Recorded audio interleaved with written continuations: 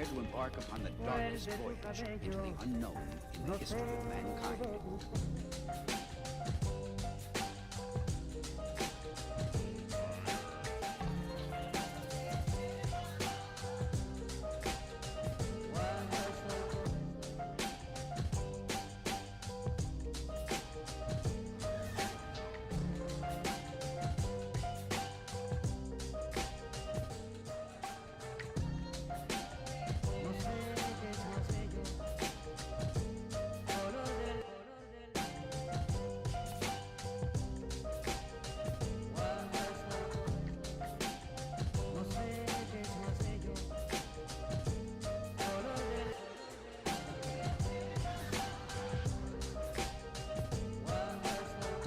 Burning lust for revenge pushed him to and beyond the limit where normal men would fall.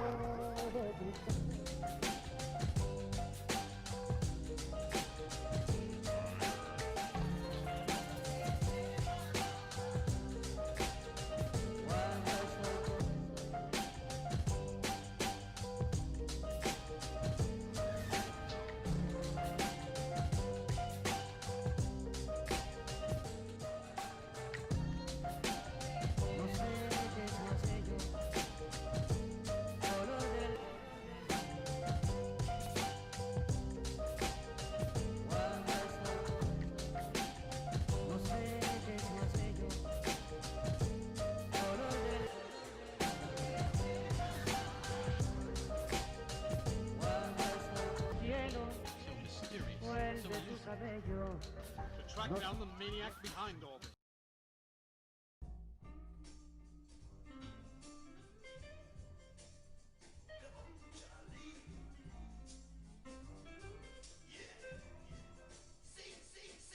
Yes.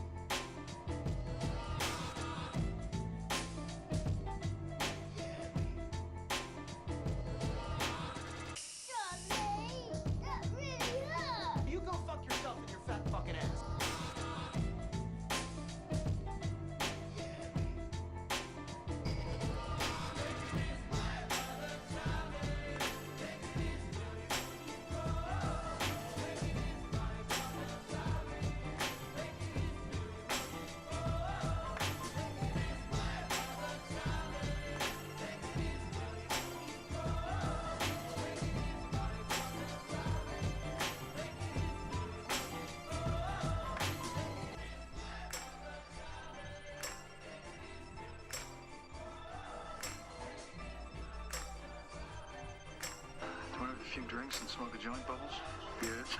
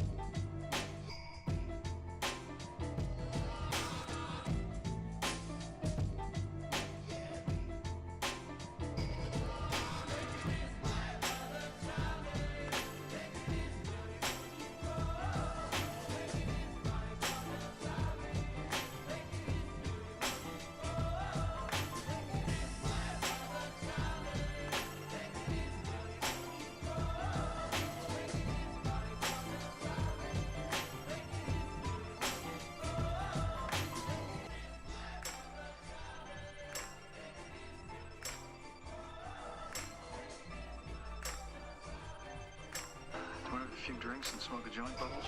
Yes.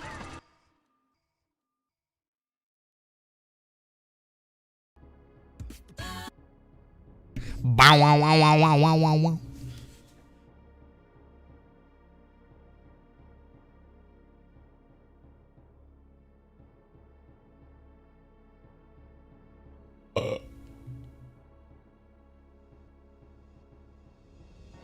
And then I was like, whoa.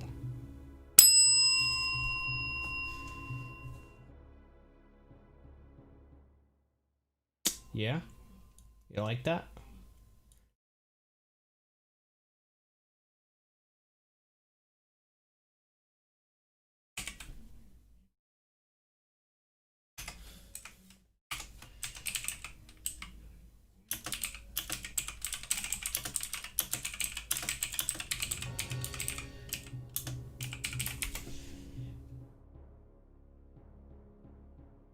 There we go.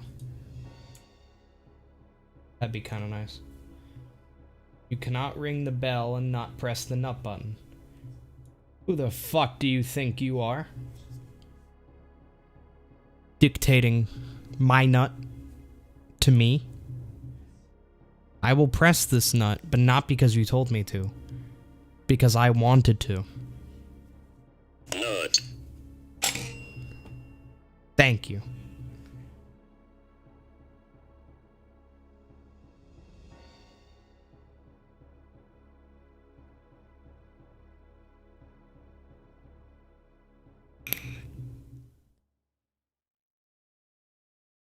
Alright, Yu-Gi-Oh! Farbaden mammary glands. Let's hit it up.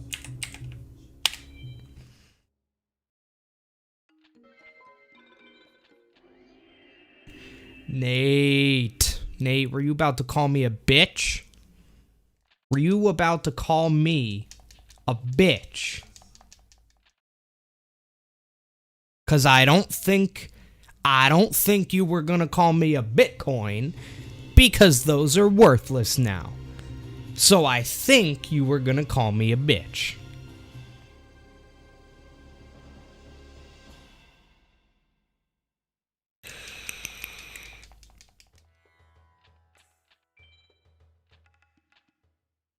Unbelievable. This is the welcome I get. What's up, guys? Whoa, dude, this deck got fucking blade fly? Shit.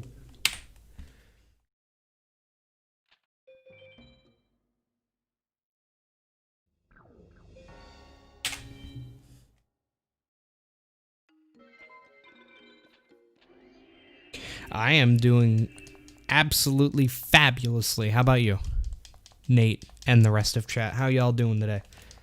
How y'all doing on this wonderful 11-10-20?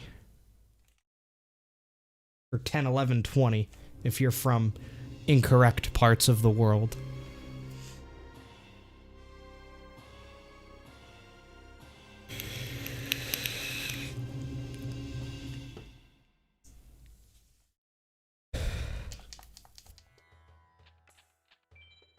Welcome, cool boys. How you doing?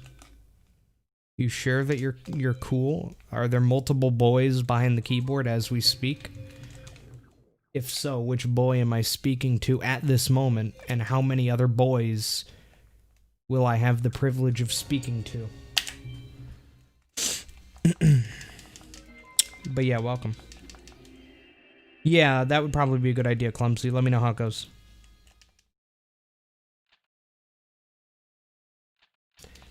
Extra good luck, Vegas. Jenko. This is the last time I played this game. It was like 12 years ago. Brings back so many memories. Wow, love it. Hell yeah, brother. Glad I could bring those memories back for you. Single segment hundo. I did indeed see that, Nate. I saw you were doing 15 card, 15x star chip hundo. Thanks for the good luck, Dan. Welcome. This moment, there's only one boy, so I'm only speaking to one of the cool boys. The legendary cool boys. I only got one right now. I'll take it. I'll take what I can get of the legendary cool boy squad.